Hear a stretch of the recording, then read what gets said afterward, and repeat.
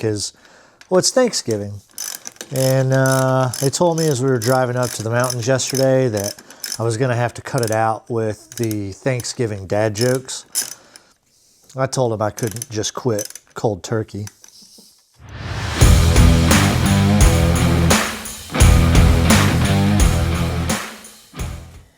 What's up, everybody? Welcome back to the channel. My name's Rev, and we are continuing our Springer Sporty build project today, although I'm committing what is probably a mechanic's biggest fail in that I have no real plan. We're just going to start taking some of the unnecessary stuff off today and see how far we get. So we're going to remove the tank. We're going to remove as much of the front end as possible because we're really excited about getting that Springer front end on here and hope to get to that this week. So if that's something of interest to you, would love for you to subscribe to the channel. Give us a thumbs up. Hit that bell notification so that you are among the first to know when new videos drop. And buckle up, because who knows what's about to happen. So we're going to get us a tub started here. I'm a bit of what doctors would like to call a pack rat, maybe, when it comes to old parts and things. You never know what you're going to need for a future project. So, yeah. Don't show all the dirty laundry on the camera. So just disconnected our fuel line from the other side. We got our lawnmower fuel jug here. So we're just going to open the petcock. Have no idea how much fuel is even in here. But it's working. So we've got our 1/4 inch Allen extension and our good old made in the USA Craftsman tools. None of these Chinese Craftsman tools. I am anticipating this being a little stubborn, a little hard, not hard at all. Okay. That's probably spinning on the other side, but just wanted to get them broke loose.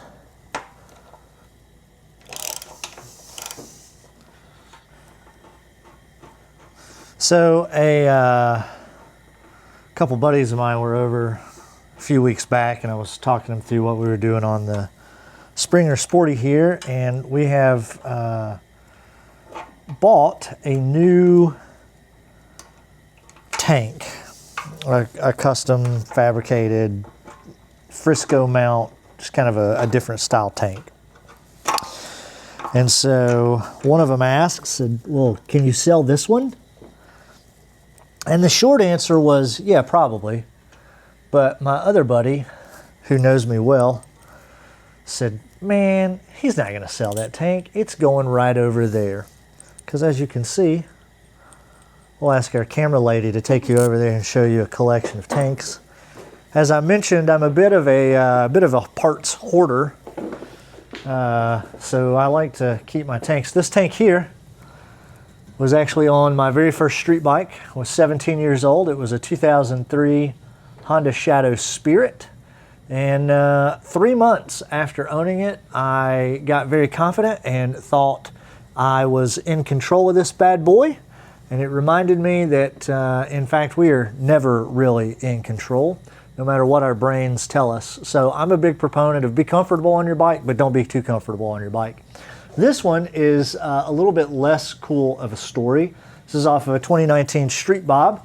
A good friend of mine was going to Daytona with us, and we decided we were just going to trailer all of our bikes. And he used this lovely ratchet strap to tie down his motorcycle. Now, this, when it was brand hammer new, was not a high quality tie down strap. But this is what my friend Mitch Mace used to tie down his motorcycle. And as you might guess, before we made it to Daytona, his motorcycle fell over in the trailer onto mine and left this lovely reminder of why we use good, proper tie downs when and if we're trailering our motorcycle. So now back to the real task at hand. Squirrel! A little distracted there.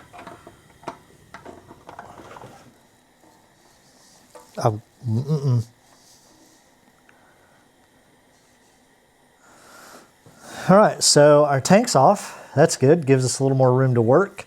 Again, ultimately, this stuff is going to move over here and kind of clean that up a little bit so you won't see all this here. Probably want to take and clean this up a little bit, maybe wire brush this and put a little bit of fresh paint on there. I mean, we're going for a more like well-loved look here, but you'll see that rust with our new seat. So just want to clean that up, smooth it out a little bit, and that'll be that. Just so everybody at home knows, I guessed the right size on the first try. That's not like me, because normally I run back and forth to the box over here a half dozen times. Now, I know why this one's stripped out, but it's not even really tightened in there, I don't think. So, I'm just gonna take this one all the way out, except for it's spinning on the back side, of course. Unpopular opinion, I'm not a Skull fan. I know it's like the whole Willie G thing and it's iconic, but I don't like skulls. How about you? Drop a comment down below. Do you like the skulls? All right, so good deal. No more skulls.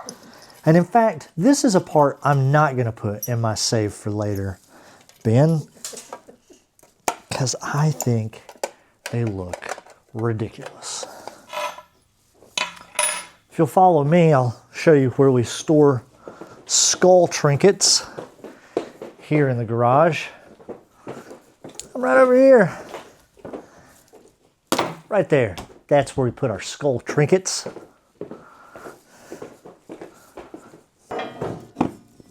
So, a little public service announcement. I hear people all the time talking crap about the Harbor Freight motorcycle lift. And the biggest thing I hear is people talking about how the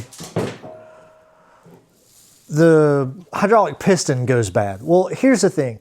If you leave weight sitting on that hydraulic piston constantly, of course it's going to go bad. So I'm convinced that these are great lifts as long as you use them properly. So we're going to take our mirrors off. We will save our mirrors. You never know when we might need a goofy stock Harley mirror.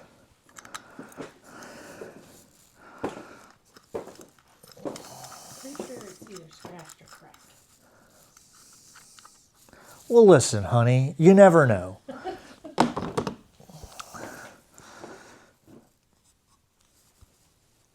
Oh boy. I could be using a wrench right now, but why? Why would we use a wrench when I could risk popping myself in the nose on camera? That would be much more entertaining. Boom!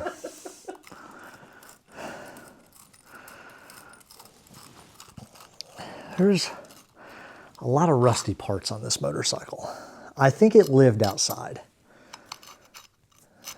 But the good news is, it shall never have to live outside again. All right, so as you can see here, I'm not entirely sure the story of this motorcycle, but if you look at our risers, something right here is a little wonky, as they say. You might say in the comments that it's kind of like my eyes. One's just a little, but I don't know if it fell over, if somebody dropped it, not sure. But from day one, we've known we were going to do something different with the front end of this bike, so I didn't really bother me that they were messed up. So we're just going to start taking stuff apart, y'all. We end up going that way. But I was really trying to use as many Prism Supply parts as possible because they're right here in my back door, and as I've mentioned in previous videos, they're awesome. Really appreciate the way that they take the time to just stand and have a conversation with somebody like me. I'm not a bike builder. You just watch me spill fuel all over my garage. I'm not a bike builder. I don't do this on a regular basis, but I love it. And they acknowledge that, and they've been happy to help. Even the parts that they don't have that I was looking for, you know, I asked their opinion on where I should get them, and they were happy to tell me that, and didn't talk junk about anybody else's parts. They're very encouraging, complimentary of TC Bros, Lowbrow, Throttle Addiction, all the other folks that make these parts. So I can really appreciate that, and that sort of stuff means a lot to me. It's nice when I walk in, they recognize me. I've been in there a handful of times, and we've now spent some good money in there, but you know, they take time to speak. I don't know, they're great guys, so they come highly recommended for me. Now, I never try to hide the fact that here at the Wilson House, it is a team effort. The secret to my success in a lot of cases is the lady behind the camera right now. And what I'm about to attempt is one of those places where she usually excels, and I get frustrated, throw tools, and curse. But we got one of these little clips here for our clutch. Oh, dang it, I had it.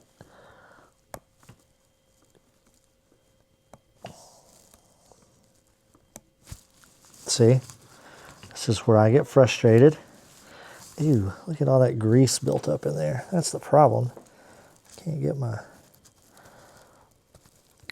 my snap ring pliers in there because all the schmutz that's built up.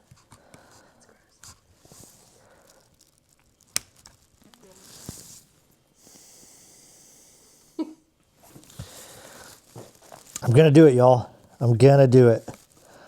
And you're watching at home going, please, just give her the snap ring pliers and let her do it. Golly, this is frustrating. We're about to throw tools and curse on camera. No, we're not gonna do that. Okay. Ta-da! I didn't do it. I had to let Mama Moto take over. And it took her all of 2 tries. She nailed it because she's awesome. Okay, so we got our clutch lever off. Got the control off of that. I don't think I'm going to keep this because I'm not sure if somebody broke that off or if they were trying to go for one of those stylish, like, you know, like 2-finger levers and just like didn't want to spend the money to get one. I'm not sure. So we'll add that to the trash pile. All this other stuff I have researched and kind of watched some videos or read the shop manual on how to do it. I haven't even looked at this part. We're just taking stuff apart. So that's probably not a great strategy, but it's the strategy we're working with today. Also, I'm a real big fan of dad jokes. It's kind of my thing. And I've been throwing a lot at my family this week because, well, it's Thanksgiving. And they told me as we were driving up to the mountains yesterday that I was going to have to cut it out with the Thanksgiving dad jokes. I told them I couldn't just quit cold turkey. Ah! So surprisingly, we've made it this far before finding a fastener that somebody has rounded out. I did try a remover tool. It didn't work out. It just kind of wallered this thing out. So I'm going to try taking our trusty Dremel tool here and just cutting a slit in it so maybe we can get a flathead screwdriver in it, just enough to get it started. What I know about our video demographics, particularly the age demographics, this Dremel is older than some of you watching this video right now. So hopefully this works. Safety third. I should be wearing some glasses of sorts.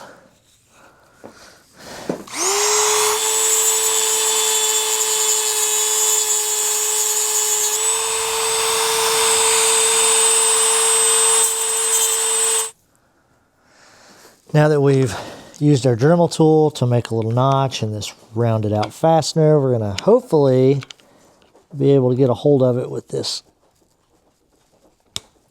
flat tip. Oh man.